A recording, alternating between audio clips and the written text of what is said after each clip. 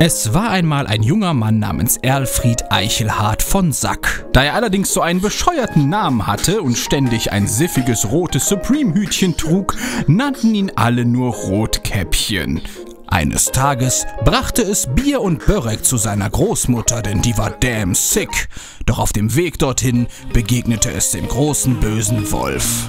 Bruder, was los? Bruder, muss los. Wohin denn, mein Junge? Großmutter, frag nicht so dumm. Ey, da hinten sind so Blumen und so ein dreckiger Scheiß. Bin deiner Oma paar von denen. Das Grünzeug kommt immer nice. Korrekt, danke. Wo sollen hier Blumen sein? Hier sind nur Äste und Cola-Dosen. Na egal, ich geh jetzt erstmal Taschengeld bei Oma holen. Oma, was geht?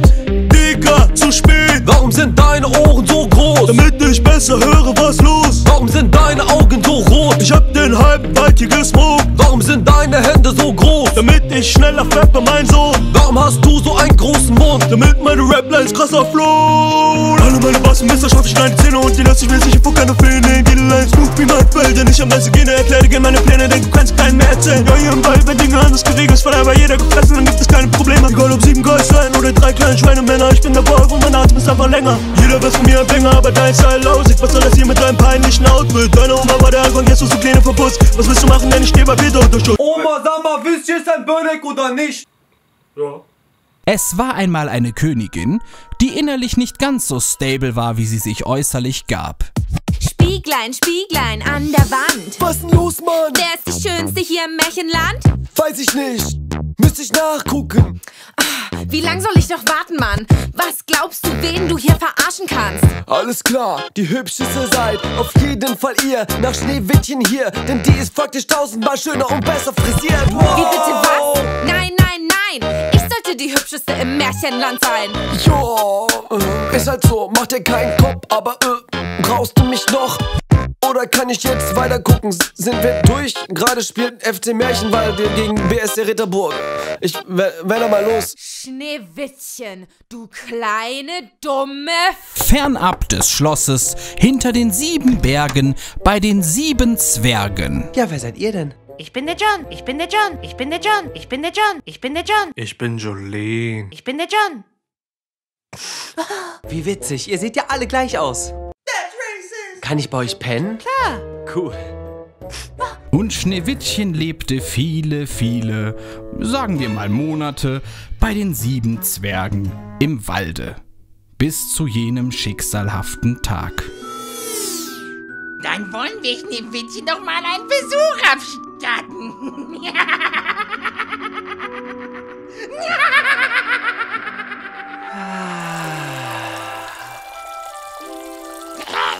Sorry.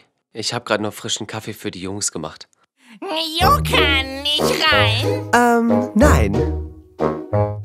Mein Kind, ich habe dir diesen roten Apfel mitgebracht, weil du so lieb bist. Super nett, aber ich hab Neurodermitis.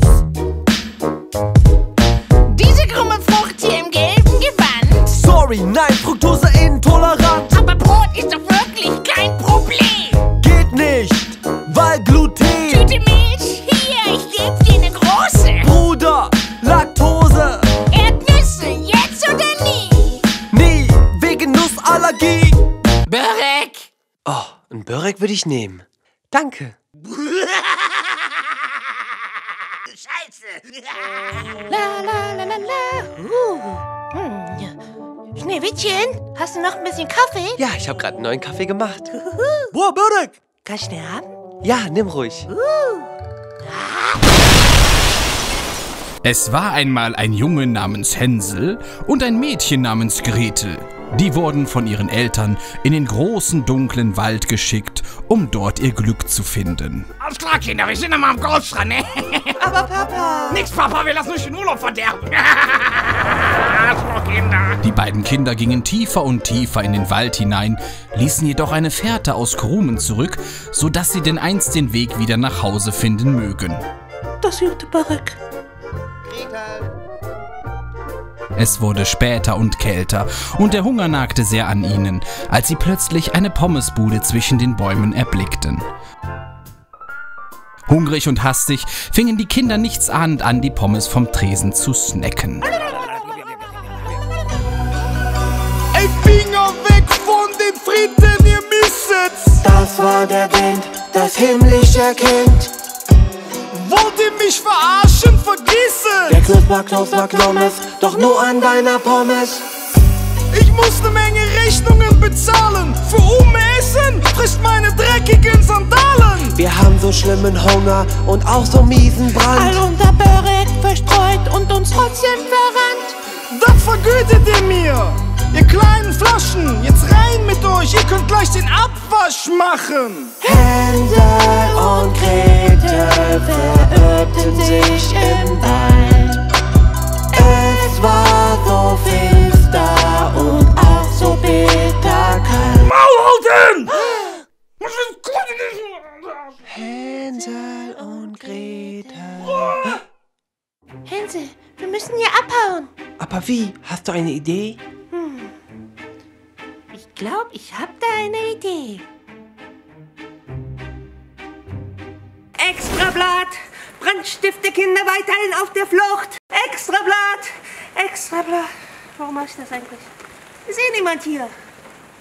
Boah! Stück Barek! Es war einmal eine wunderschöne junge Königstochter. Und wie das halt immer so ist im Märchenwald, wenn jemand wunderschön und adelig ist, es gibt eine Menge Probleme. Pass auf, mein Kind. Nicht, dass du dich an der Spindel stichst. Was ist denn eigentlich eine Spindel? Bruder, kein Plan. Das hier? Da kann man sich doch gar nicht dran stechen. Und Dornröschen fiel in einen 100-jährigen Schlaf, weswegen auch irgendwann die Putzfrau und der Gärtner nicht mehr kamen und dichte Rosenranken das Schloss verschluckten. Eines Tages aber bahnte sich ein junger, stattlicher Prinz seinen Weg durch die Dornenhecke.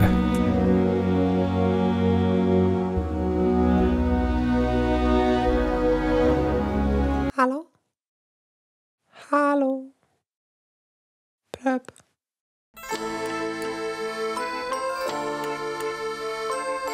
Hallo? Ich habe alles versucht. Wer bist du? Ich bin eine gute Fee! Seit wann haben Prinzen gute Feen? Wir haben jetzt einen Gleichstellungsbeauftragten. Es wird sich noch einiges ändern, hier sage ich dir. Egal, was gibt's? Wie erwecke ich die Prinzessin? Mit einem Kuss? Ist schon sexuelle Belästigung irgendwie? Brichst ins Schloss ein, streckst erstmal die Zunge in den Hals. Schon ein bisschen pervers. Was dann? Rappen? Na, das wäre doch mal was total Neues und Innovatives in diesem Video. Stimme auf, Stimme auf, Stimme auf, Stimme auf, Stimme auf, Stimme auf, Stimme auf! Stimme auf, Stimme auf, Stimme auf, Stimme auf, Stimme auf, Stimme auf, Stimme auf! Was geht bei dir? Du bist schon 100 Jahre im Schlaf! 100 Jahre Farben! Du faule Sau, hast du gesehen, was abgeht unten im Garten? Unten im Garten? Was ist bitte für ein Handy? iPhone -3? iPhone -3? Ey, stimme auf, sonst kriegst du Hämorrhoiden ohne Scheiß! Ohne Scheiß! Oh, ohne Scheiß! Sonst werf ich den Hammer von Tor! Den Hammer von Tor? Ey, was bist du für eine Olle? Du denkst, du bist so gut für die Prinzenrolle? Mit Cremefüllung! Sag mir nicht so müde, hier ein Energy-Drink und ein doppelter Espresso! Espresso! Das ist ja echt übel und nervig, da kriege ich Plack, ist echt so! Ist echt so! Welch wunderschöner Sprechgesang entriss mich meines tiefen Schlafes.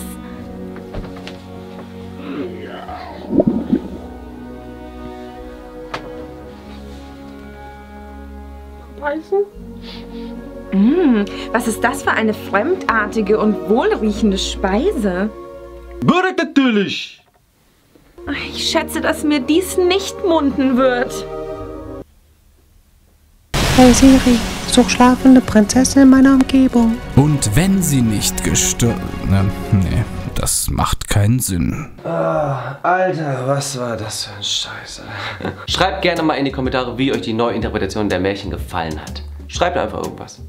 Hallo oder sowas. Und falls ihr noch ein bisschen eurer Zeit investieren wollt in vielleicht einen Daumen nach oben, wäre das okay für mich. Neben den guten alten Märchen von den Gebrüdern Grimm, die jeder von uns vorm Einschlafen mal bestimmt vorgelesen bekommen hat oder so, muss ich auch noch mal ein ernsteres Wort dalassen. Ist es nicht schön, dass solche Geschichten, Bilder, Musik und so weiter durch diese Plattform, durch unsere Generation und durch das Internet niemals in Vergessenheit geraten können? Und dann gibt es noch so einen 63er Axel Voss, der ohne das Internet aufgewachsen ist. Er fühlt sich vielleicht genauso wenig angesprochen von den neuen Medien wie wir von den alten und versucht auf Biegen und Brechen und Erbrechen eine Reform durchzuboxen, die von Millionen in Deutschland lebenden Menschen nicht vertreten werden kann. Der so etwas hier nicht befürwortet und behauptet, dass YouTube und damit wir alle unser Geschäftsmodell auf dem Eigentum anderer Leute aufgebaut haben. Doch wir werden unsere Meinung einfach weiter vertreten. Wir haben das Recht auf Meinungsfreiheit und deswegen werden wir auch in einer der europaweiten Demos gegen Artikel 13 am 23.03.2019 teilnehmen. Ich werde mit meinem Team an diesem Tag in Köln dabei sein und ich würde mich sehr freuen, wenn so viele Menschen an diesem Tag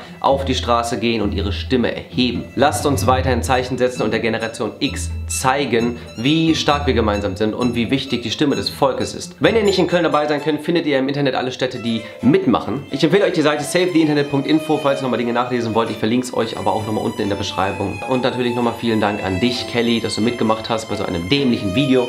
Und ja, ihren Link findet ihr auch unten in der Videobeschreibung und wir sehen uns dann wieder, ja, irgendwann, keine Ahnung.